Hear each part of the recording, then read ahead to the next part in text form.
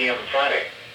Impacts: flooding of rivers, creeks, streams, and other low-lying and flood-prone locations is imminent or occurring.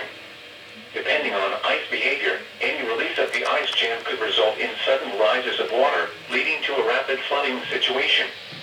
Additional details: at 9:58 a.m., emergency management reported an ice jam along the Muskingum River, with portions of the river out of its banks. Some locations that will experience flooding include Zanesville, North Zanesville, and Drake. http://www.weather.gov/safety/flood turnaround. Don't drown when encountering flooded roads. Most flood deaths occur in vehicles.